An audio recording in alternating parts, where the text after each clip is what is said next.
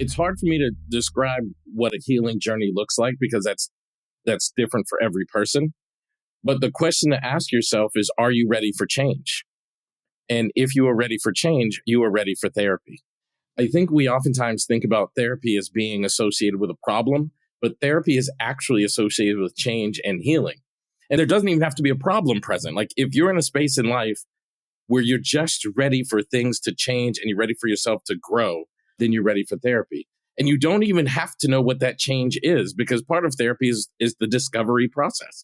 So are you ready for change? That's the question you have to ask yourself. And if the answer is yes, then you're ready for therapy.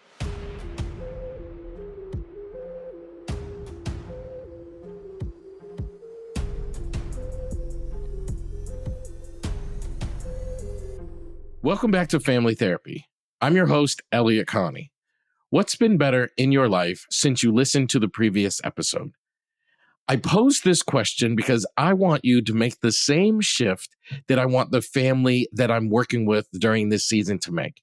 And that is to focus on your progress and evidence of change more so than you focus on problems. Last week, we introduced you to Jay, Freddie, and David. We learned a little bit about their backgrounds and some of their best hopes from therapy. You'll notice I'll ask that question quite often as we continue in the sessions. Again, because I want the family to focus more on their outcomes more than their problems. You'll also notice that every family member has a different goal for therapy, and it's important I ask about their goals often to make sure we are working collectively towards accomplishing them. Right before we started the sessions, Jay and David decided to separate. They continued to live together, which posed some significant challenges for both Jay and David. So over the next few weeks, I was able to spend some time with each of them individually in order to gain more insight into their current circumstances and what they are both thinking about as they go through this very challenging time. My conversation with Jay revolves around her aspirations for personal growth and self-improvement, particularly in terms of physical fitness, emotional well-being, and parenting. She expresses to me a desire to reclaim aspects of a former self that was more adventurous and active, while also acknowledging the challenges of balancing personal needs with family responsibilities.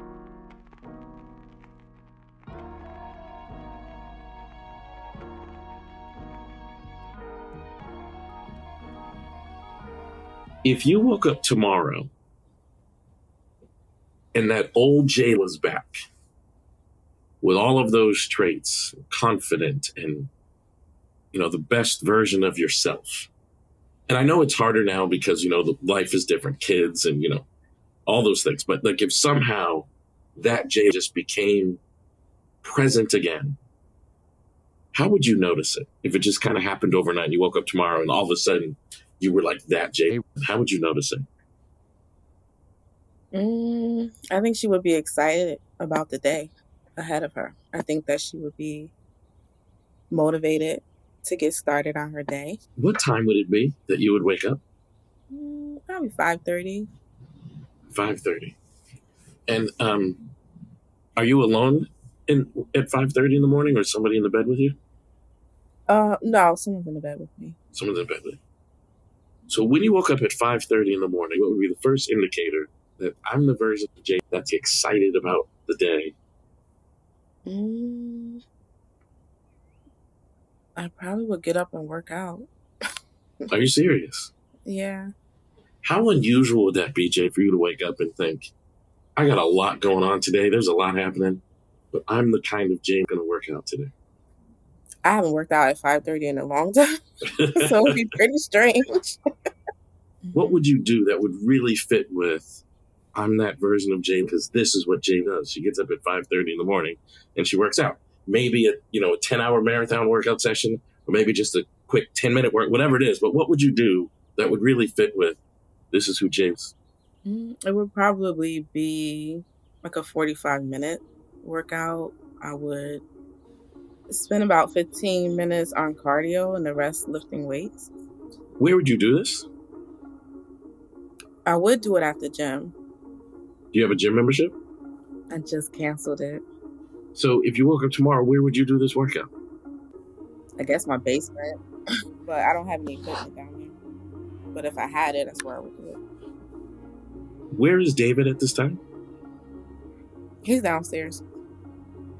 Oh, you mean in real life or in this? In this, yeah, at like 5:30 in the morning, scenario. woken up. Oh, yeah. I mean, if this was like to happen tomorrow, he would be here. But if this was happening in this imaginary scenario, he would not be here. Okay. Why would he not be here in this scenario? Because we would be separated. Do you think the old Jaylin would want to separate from David? Yes. Okay. What makes...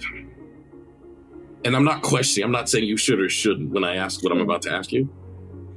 But how come the old Jade has such clarity about that? Like, what makes the old Jade really confident that, like, yeah, Elliott, if I were this version of me and I was motivated, I would separate. She didn't have children. But now she does, because you're still this Jade, but the old Jade personality is just back. Right.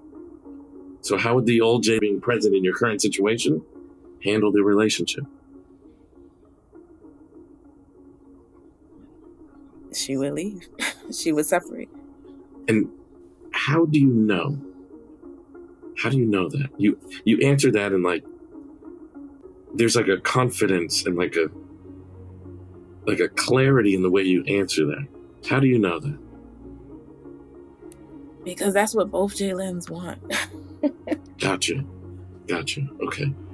And when you finished this 45-minute workout, what difference would that make to you? It feels great.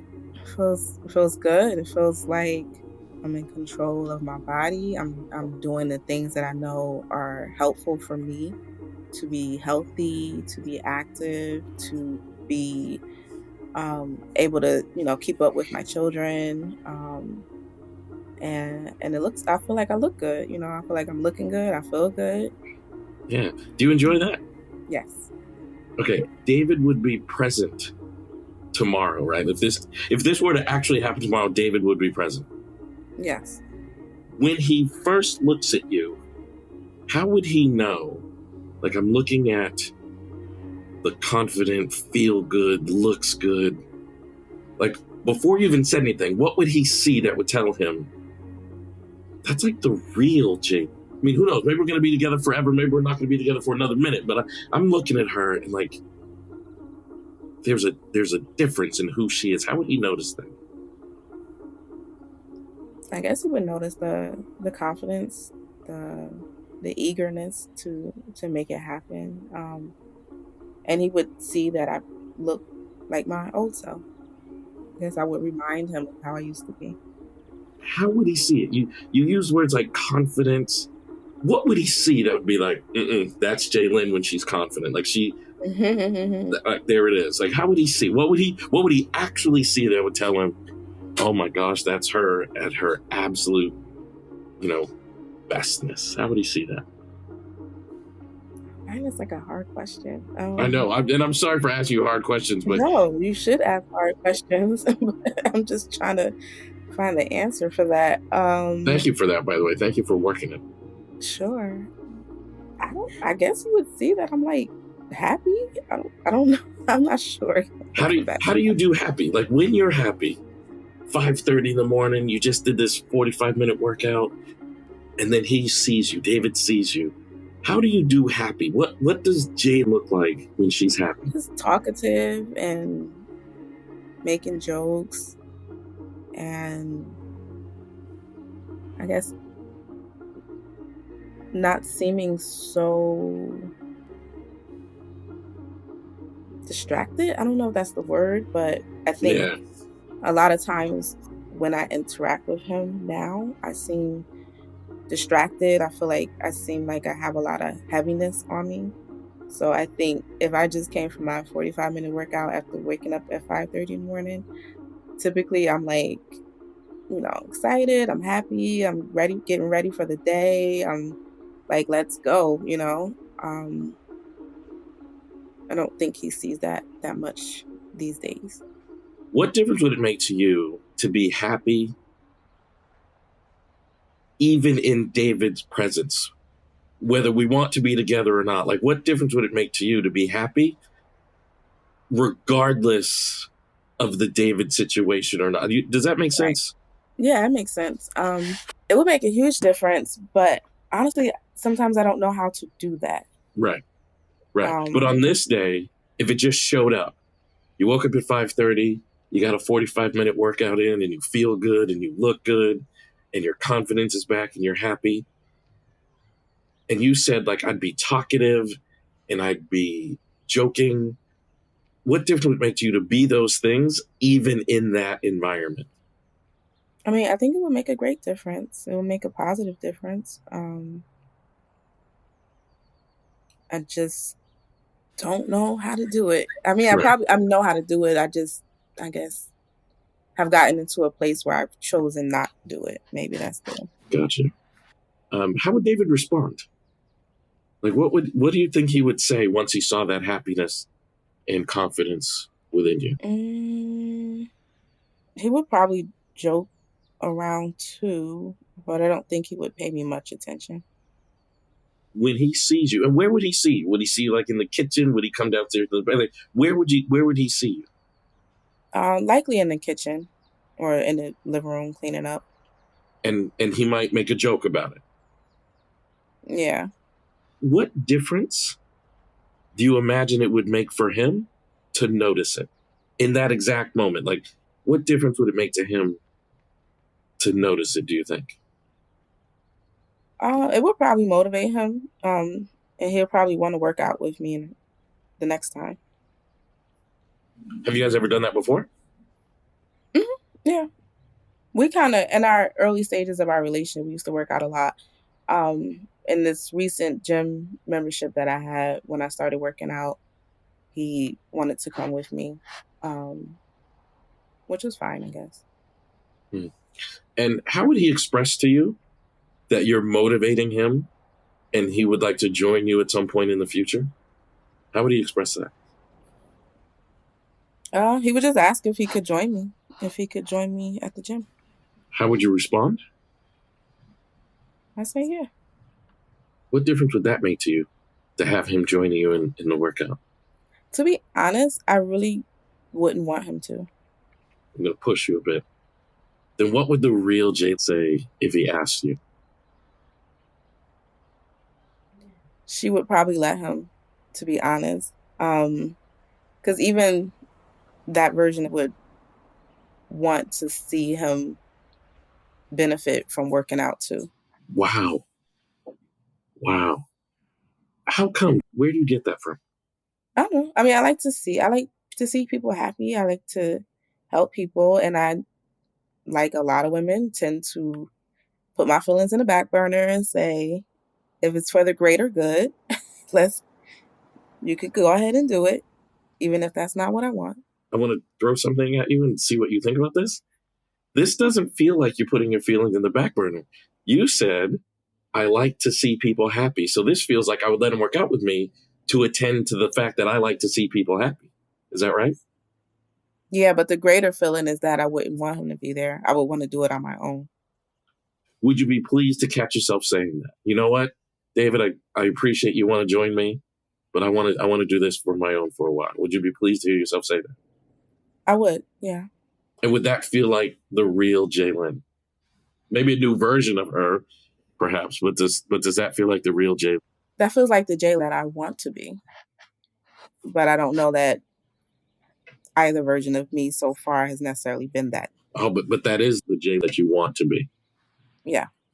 What difference would it make for you to be able to be that Jay? Like just totally, I'd like to do this on my own. I want this to be mine for a bit. I would think that'd be awesome. I think that you have to create spaces for yourself, and you have to allow yourself to be in that space the way that you want to be in that space. And that's not something that I tend to do often. So I would be excited about making that decision, even though I feel like part of me would be like, oh my God, I hurt his feelings. But more importantly, I think it would be that this is what you want and you were able to express that and stay committed to it. So I think that would be more important. How do you imagine he'd respond to you saying that? Like, I appreciate it. Maybe one day, but for now, I just want to keep this for me. He would not like it. He wouldn't say that he didn't like it, but I know he wouldn't. And how would this new Jay deal with him not liking it, but stick to it? She would do just that. She would say, hey, I know you want to go and, maybe we can figure out a time in the future, but right now this is for me. Which one of your children would notice this shift in mom first? My oldest. What would he notice that would tell him something is different about my mother? I think he would notice the same things that David would. I probably would seem a little less stressed, a little bit more lighthearted, a little bit more excited. And he would he would want to go to the gym too. Would he really? The membership that I had was they had a kids room and he's been asking to go back, but it just costs a little bit too much right now. Yeah, of course. No, that makes sense. And what difference do you think this kind of new version of Jaylin would make in life? She would have more energy and she would be less stressed out. And how would that impact? Hopefully that would result in having more patience and more playfulness. I do play with him, but I think, I could probably be better at that. How would the version of Jaylin that you want to be show that you're enjoying this time with him? If you guys are playing with Pokemon or tag or whatever you're doing, how would this new version of Jaylin show that you were really enjoying this time with? She would not be distracted. So she would just be very present and allow herself to enjoy the moment. Mm-hmm. And would this be like a big surprise to her or a little surprise? You know what I mean? Would this be like a big change or a small change? I feel like for the most part, he likes to play a lot. So, I mean, for the most part, I try to be, very present with him but I can't say that I play with him as much as he would like me to. So I think this new version would probably be more willing to play more often. So yeah, that would be a shift for him. How would he respond to that? He would love it. He would love it, and I would be tired. He would be tired, but he would love it. Yeah. And what difference would it make for you to know that you were being more true to yourself and making happy? Like, what difference would that make to you? It would make a huge difference. I want to be the best version of myself, and I also want him to be happy. So it would make a huge difference. I think he's happy now, but I'm sure that more playtime with his mom would definitely be something he would enjoy. And I wouldn't just say playtime. I think more dedicated time where I'm just very present with him and not distracted. Right. I think he would certainly love that. What else would you notice that would let you know you're being the Jay that you've always wanted to be, like the best version of you? Best version of me? I don't know. I need to think about what that looks like. Okay.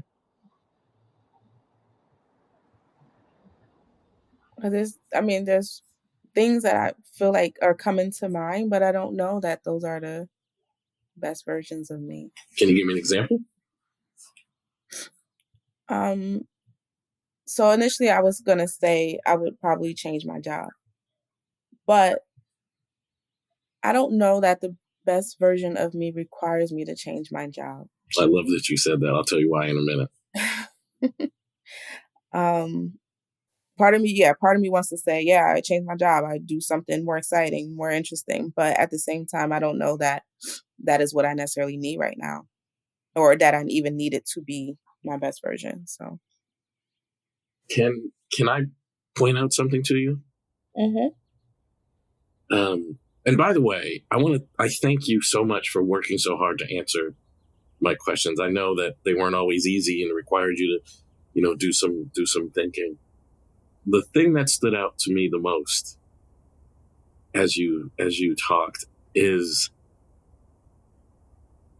how important it is that you get back to being the real Jay in this newer version. Does that make sense? Like that the old Jay come back as the new you. hmm This is actually not about your relationship, not about your job. It's about the real authentic Jay figuring out how to be present in this moment. right. And the more you talked about that, Jay, the more like intrigued I became. And the cool thing about like real deep happiness is it's not circumstantial. So like it doesn't require you to change your job or your relationship. It's something that like resides within you. hmm And I would love to help you get that back so that it's not impacted by whether or not you love your job or not, or whether or not you're going to stay in your relationship or not, or whether or not your kids are running up the walls playing or any of those things. It's just kind of centered and balanced within you. And I want to help you more than anything kind of rediscover that. So can I ask you to do something? Would that be all right? hmm Now, Jaylin, there's a funny thing about change. Okay. I don't want you to change too much too fast. Like, I don't want you to wake up tomorrow and go, you know what? Screw that job. I'm quitting that job. And screw this dude. I'm leaving this dude. Like, if you change too much too fast, it's almost like not real, Yeah. Here, let me give you an example. On a scale of 0 to 10, 10 being you're that version of Jaylin 100% of the time, which, by the way, no one is anything 100% of the time. hmm And 0 is the exact opposite. Where would you say you are on that scale? Maybe a 3, 4. Okay, here's what I would like you to do. I want you, as you say 3, 4, I want you to go through your days. I want you to wake up tomorrow, go through your days, and notice all of the clues that you're no longer a 3, 4. You're now like a solid 4 and maybe a 5. Okay. Right. And I want you to do little things that give you an idea like, I don't think I'm a 3, 4 anymore. I've moved up on the scale just a bit. I want you to like work out in the morning, or I want you to say things like, you know what? I want to work out by myself, David. Like, I enjoy you. You're fine, but I'm going to work out by myself because this needs to be about me. I want you to catch yourself playing with your children and just be a little bit more present in the ways you were describing. I just want you to pay more and deeper attention to all of the clues that you're moving closer towards being that Jaylin. The thing I found most wonderful about talking to you is there were moments where you had this really bright smile as you talked about who Jay really is. And if you had me guess, I think you're distracted by the difficult circumstances of life. And I would like you to kind of reshift that focus. I want you to pay really close attention to all of the clues that you're moving a little bit up that scale. Is that okay? I will try. Excellent.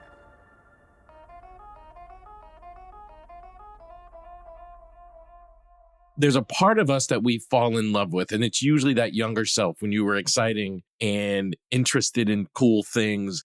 And when I say younger, I don't necessarily mean age related. I mean from a responsibility standpoint. Like you didn't have kids, you didn't have a job, you didn't have a mortgage. You could just be the truest and most authentic form of yourself. And then as life unfolds and life gets more serious and you get more responsibilities and you get a spouse and you have children, you have to pay taxes and you get a home, you lose sight of those things that you used to do that you enjoyed. You lose sight of that part of you that you used to tap into to really love and enjoy life. You spend so much of your time paying bills and working and being an adult. In our current society, we refer to this as adulting very often, that you lose a sense of who you really are. And for this therapy with Jay, which is also common with so many people, the journey of healing is often associated with the rediscovering of your old self. And that's exactly the journey that Jay is going to go on here.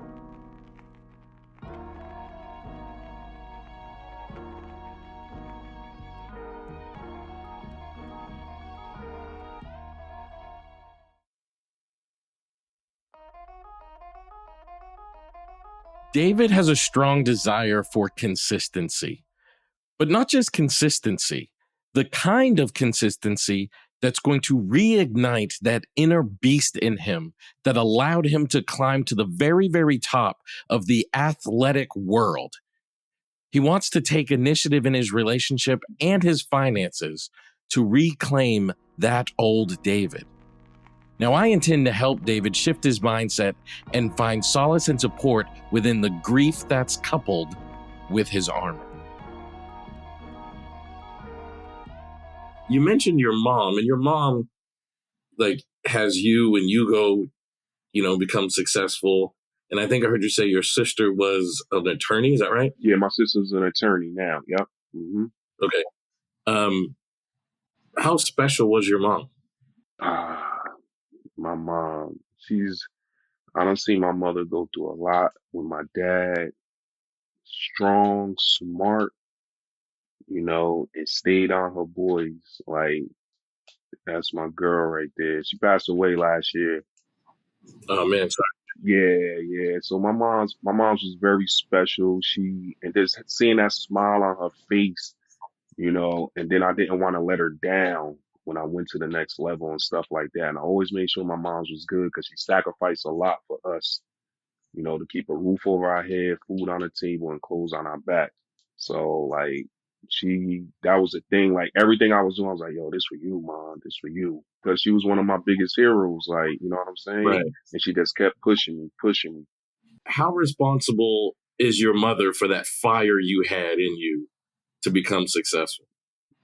I done seen my moms go through with my dad, like physical abuse, mental abuse, Right. busting her butt.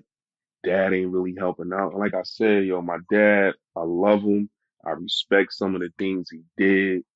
I understand more now. Didn't really get it then, but Mm-hmm. my mom's held us down. Like when people talk about how they mother, like my mother really, really made it work. I respect my moms for that. And that's why when I got to the league and all that stuff, I was just telling like, Mom, you good. Don't worry about nothing. You good. Like for real. Mm-hmm. So if you woke up tomorrow Mm-hmm. and that fire, like something happened overnight while you were asleep, Mm-hmm. and that fire became like that fire again, like this raging inferno inside of you. When you woke up the next day, how would you know that that fire was back? What's the first clue you would have that would tell you that fire is back? Probably a mind shift or the way I'm approaching stuff. So this is the thing when I say the fire, right? Because it be like the stay lit.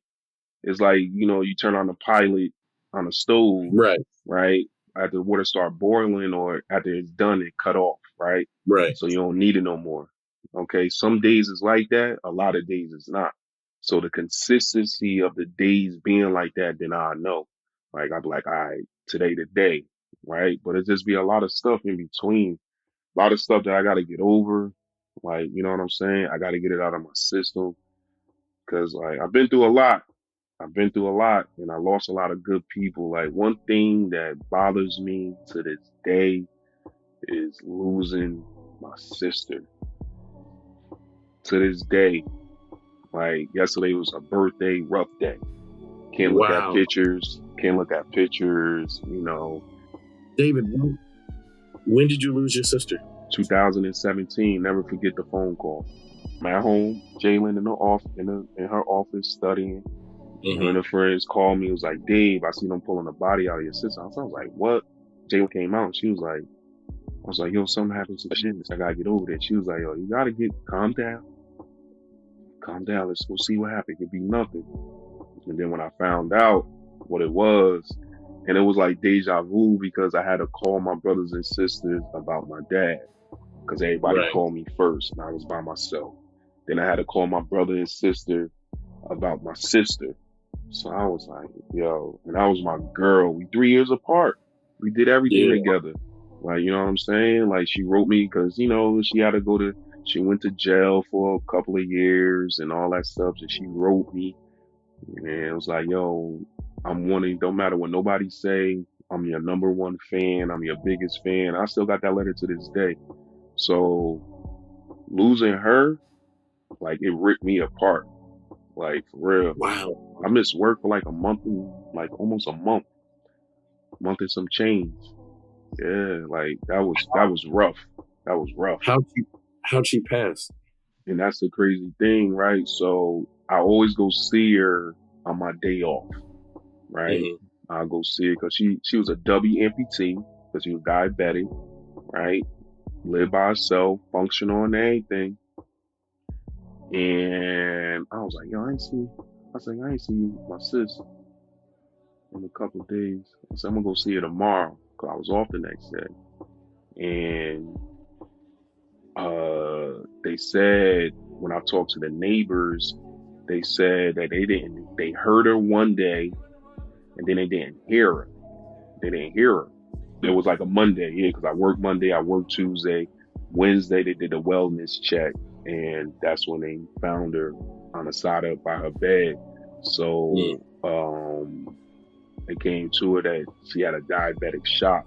She went to a diabetic shock, and she must have fell. And she was sitting there by the side of her bed for like a day and some change or something like that, or maybe 2 days. Yeah. Wow. Yeah. How and you guys were very close? Yeah, yeah, like, cause my daughter, she'll watch cause I was the first one to have a kid, so she loved my daughters, and I was like every operation she had, I was with her. I done carried her out of the house, helped her move. I even lived with her for like a little bit. Like, look, we brothers and sisters, did we fight and stuff? Argue, yeah, but we wouldn't go without speaking. Like we was close. Like even when Jaylin was deployed one time, it was New Year's. My daughter with her mother and then her cousin over there, and they do their thing, crab legs and all that. This was my daughter was still up here. My brother having something by his house with the fellas though, but I was just in that mood. I didn't want to go nowhere. So she called me and she was like, "This our last New Year's together." Yeah, it was turning 2016 because I got the picture. And she was like, what you doing? I said, nothing in the house. Just got off of work.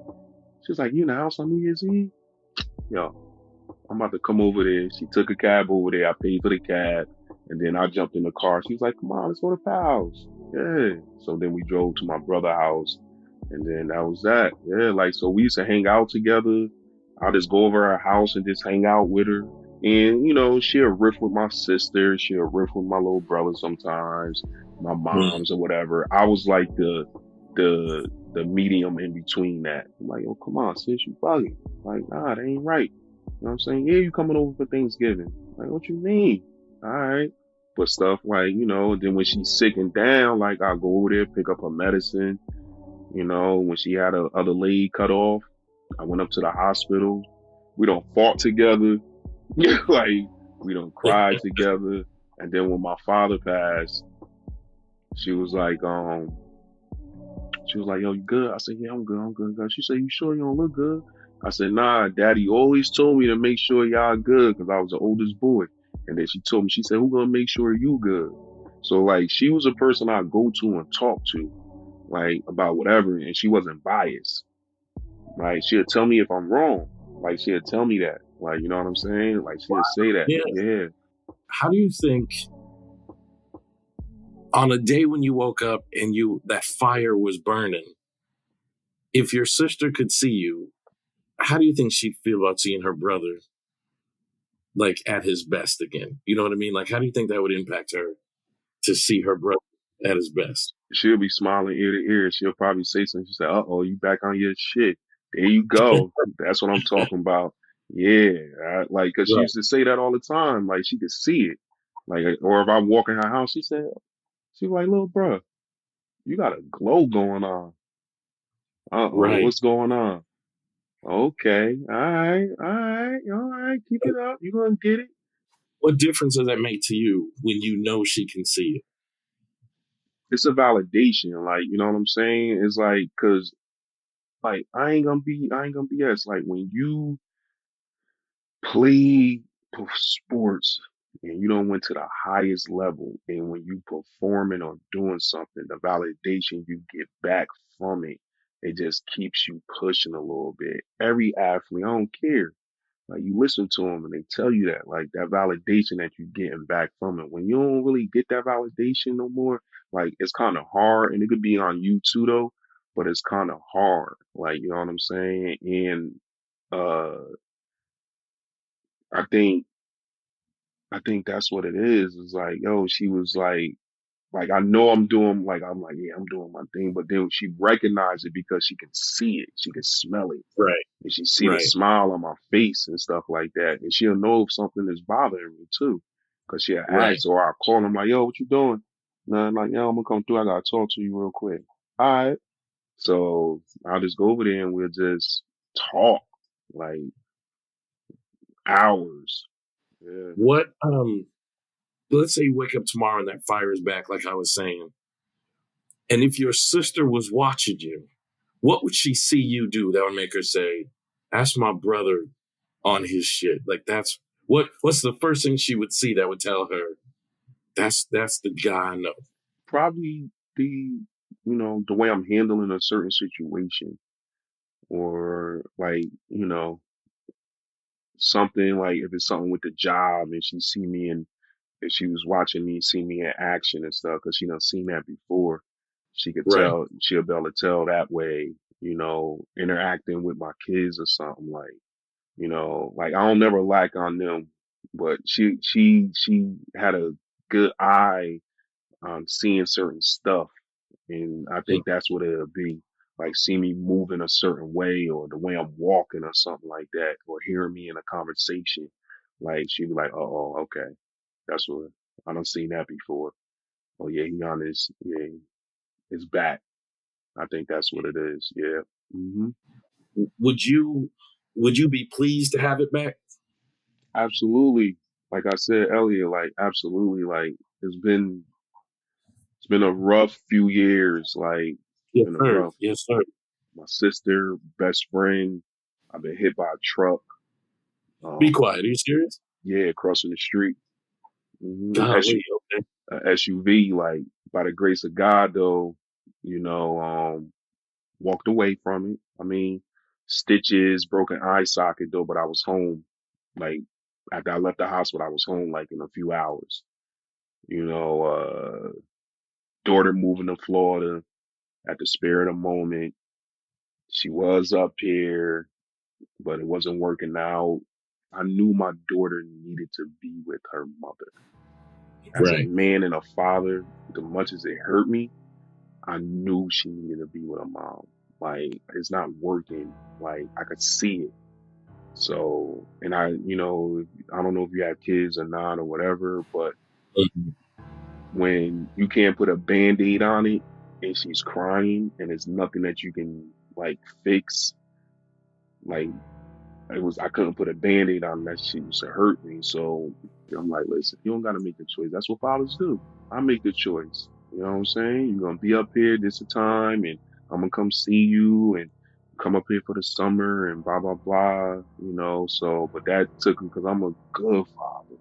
Might not be the best boyfriend or husband or whatever, but not yet. But I'm a good father. Like I love my kids unconditionally, and I'll do anything for my children, no matter Right. what. But that really played a real thing on my heart. Yeah, and Jaylin, I'm like she been there through a lot of this stuff, and I think that's one of the things that's taken a toll because the meter was at 100, and now it was just like the heat going down, heat going down, and it creep back up, and then it's going down, then it's going down. Because I'm like, yo, which way do I turn? How would Jay notice that David was like, that fire is back and he's at his absolute best? Because I met Jaylin in 13, and when I first started working, got into the furniture game. Like she done seen I don't like she done seen it. She done seen Right. me like, all right, now it's other things that overall that she might be like, yo, he need to have fire on this and that, but she done seen me in the mix. She know in the years we've been together, it would have to be, it's not more as a day. It would have to be something that's consistent. Like Gotcha. she need to see some consistency out of some of the stuff, right? And one thing she say all the time, she's like, "Oh, Dave is very consistent. And he's well knowledge when it comes to, working and stuff like that. But I need him." She done said this before. She said, "I need him to take that and bring it in the house. I need him to take that and put it in a relationship. I need him to take that and put it into the Right. finances. That's what I need. I need them to take that and put it into me. That's what she needs." How would she know you were doing it? If you took that and put it in the house, in the relationship, in the finances, into her, how would she know you were doing it? What would be a clue to her? Me taking initiative on something. Like, let's just say a savings for both of us. Let's say I do it for a month straight. I'm like, listen, this is the savings account that I wanted to do with both of us. This is where I'm at right now. This is for a whole month. I did this and it's set up on auto pay. So every week this is being taken out of my check and it's going to here. This is our joint savings account for emergencies or whatever. Something like that. Simple like that. She'd be like, oh, all right. David, if you were to say that, like I set up a joint savings account, auto pay, it's going over here. If you were to say that and then do it for a month and do it consistently, would she experience that as like a big surprise or a little surprise? Big surprise. Big surprise. Yep. What difference would that make to her for you to be doing that and be consistent with it and be following through that? What difference would that make to her? That would be a big difference. That'll make a big difference to her. I think that'll make her feel like, okay, he's really thinking about the long game and not the short game. Mm. He's putting a bigger effort on our finances. You know, everything is just separate now. Like, you know what I'm saying? And that's what it is. Right. And I mean, look, I admitted it before and a whole bunch of times. Like, I just never been in no relationship like that, that anything joint or whatever the case may be. You know, like I'll take care of what I need to take care of and make sure the house is good and that's it and just keep it moving like that. But she doesn't operate that way. And now that we have kids, it's a no. So I think that'll be a big step. That'll be part of a lot of other things. That'll be a good step moving in the right direction. And if your sister were watching you and she sees you bringing that into the house, into the relationship, into the finances, what do you think your sister would think of her brother if she's watching down, seeing you move like that? She'll probably smile and she'll be like, "Yeah, this is exactly what she said." She said, "Oh, that's what's up. That's what's up." She said, "Because a lot of guys don't do that. You know, Right. a lot of guys don't do Right. that, right?" She'll probably be like, "Oh, all right." She said, "That's a good step." She'll probably say how she feel about that. And then her slick mouth will be like, "Yo, you still got access to it, right? So, you know, if something go left now, go get your money. You don't want me to go talk to her." But yeah, that's my sister right Right. there. Yeah. What do you think that would do to your mom as she watches you, knowing that David's treating his partner the way a woman should be treated? One thing about my mother, like she loves Jaylin. Like I said, she met Jaylin in 2013. My mother' health was stronger then, so she Yeah. loves Jaylin, right? But one thing my mother knows is, and she always said, "I'm a gentleman. The way I treat my partner, my girlfriends or whatever, it was already different and a little better than how she was treated. I never seen a man take care of my mother the way she needed to be taken care of." What would it do to you to still be able to make your mom and an older sister proud of you, even though they're not here? Like, you know what I mean? Like, what would it do to you to know that they're not here, but they're still watching and you can still make them proud of you? How do you think that would impact that fire you had? I think it'll impact me a lot. I think, like, I think are definitely super proud of me.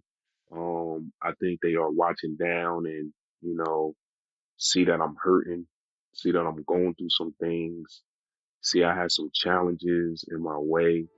But, I think they are saying, like, Dave, just keep pushing, don't give up.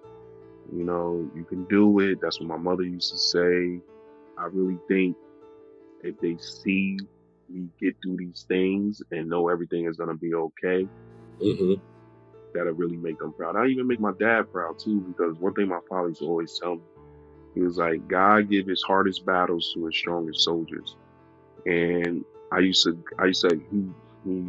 printed out that prayer for me one time, and I got it somewhere in my stuff, and I used to have it hanging up in my dorm room, my apartment, and I used to always read it. I used to do that, and the Jabaz prayer, I used to read it every day, every day. Then I just stopped. For some reason, I just stopped doing that.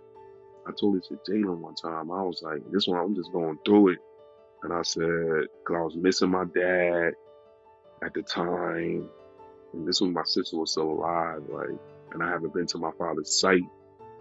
And I was missing my dad. And I finally went up there and I told her, I was like, yo, I admitted it. I was like, yo, maybe I ain't one of his strongest soldiers.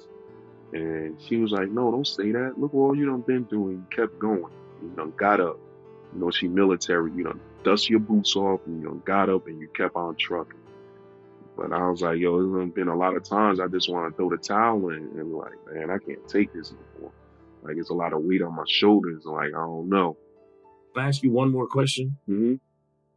When you were playing sports, because you talked about like, there's just all these obstacles. When you were playing athletics, literally on every play, there was an obstacle between you and your objective. Mm-hmm. How did you overcome those obstacles to achieve your objective? Literally on every play. My preparation for the obstacle, right? Yeah.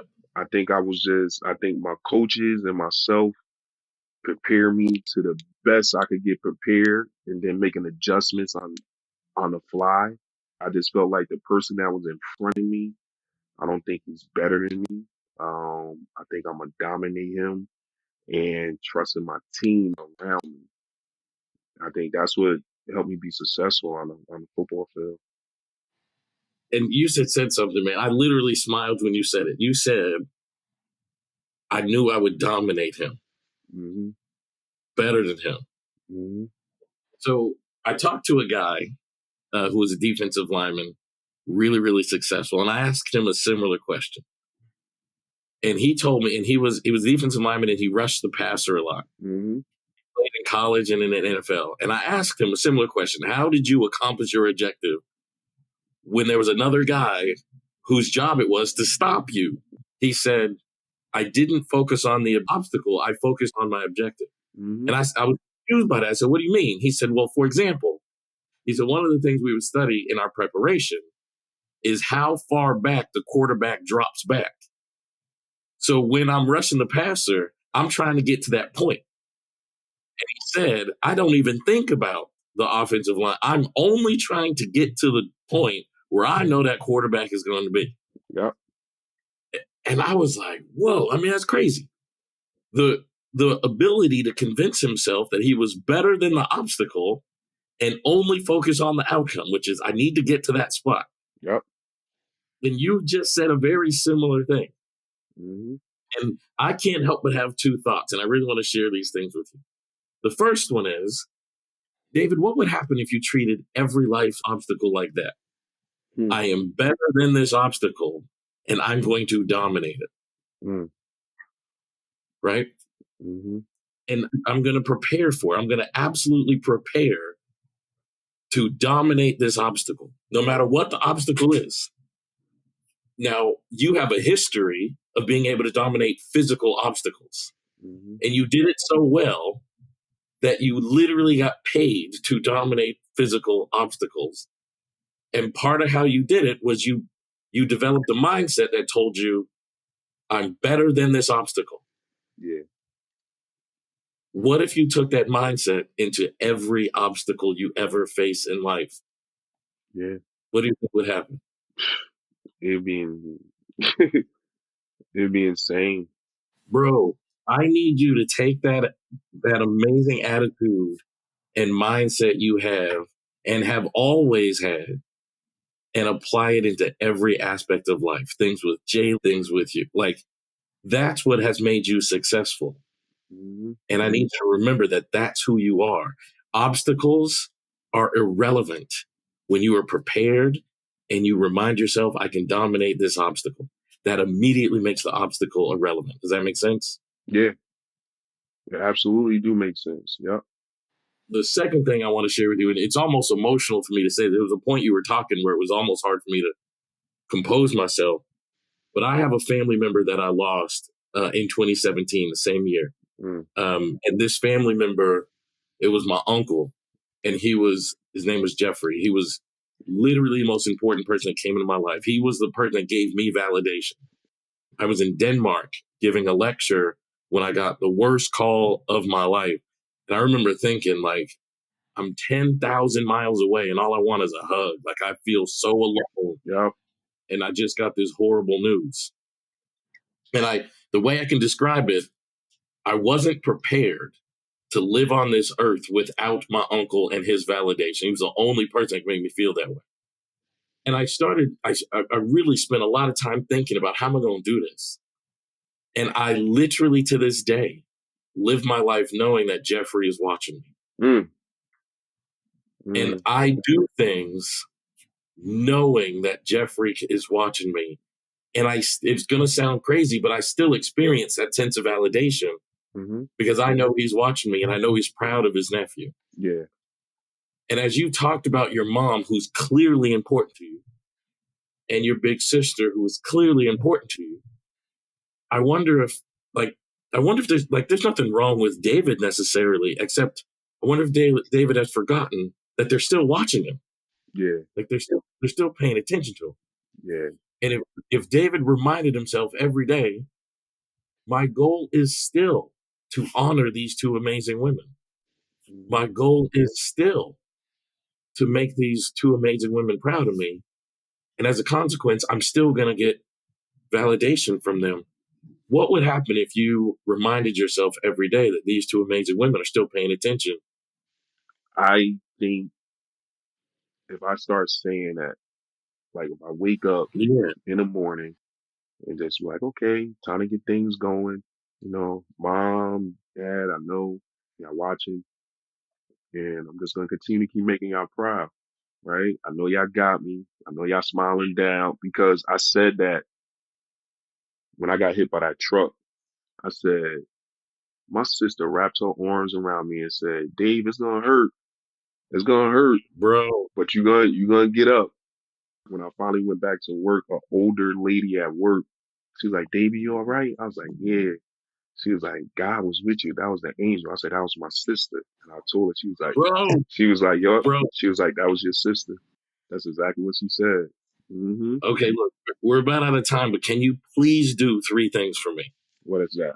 Number one, I want you to remember that obstacles are irrelevant and you have a history of overcoming obstacles with preparation and reminding yourself that you can dominate the obstacle because you're better than the obstacle. Hmm. Number two, I want you to remember that your sister and your mother are not just with you when you're being hit by a truck. Hmm. They're with you every second of every day. And I don't ever want you to forget that. They are paying attention. And the third thing I want you to do is I want you to notice the difference doing those first two things makes in your life and in your relationships. Can you do that? Yeah. And then I would love to see you, in a week or whenever we're going to meet again and hear what you notice. Okay. Is that all right, bro? Yeah. That's all right. Absolutely. Oftentimes we get hit with things in life, obstacles, traumas, triggers that cause our lives to go in different directions. And we might feel on top of the world and we might feel like our very best self. And then you get hit with a pattern of grief, loss, sadness, depression, and then that becomes the new normal. And part of what therapy needs to do is to rekindle that fire and reignite that passion that brings you back to who you were before the loss, before the grief, before the trauma, before the angst, before the triggers. That's what this journey is about. That's what life is about. Like, no one goes through life without getting hit with that type of information. So this is actually a skill that all of us need. David needs it, and that's what this session became about. But everyone needs it, because if you live long enough, you're going to have a trauma, you're going to have a tragedy, you're going to have something that you have to recover from. And that's really the mindset of life that I want you to apply. Is life is not about how do I live a life devoid of pain, trauma, and tragedy. The real successful mindset of life is learning how to apply that thinking to everything. It's learning how to accept, I'm going to get hit with obstacles and struggles and difficulties, but my job is to keep moving forward and understand that I can still be the person I was before the difficulty.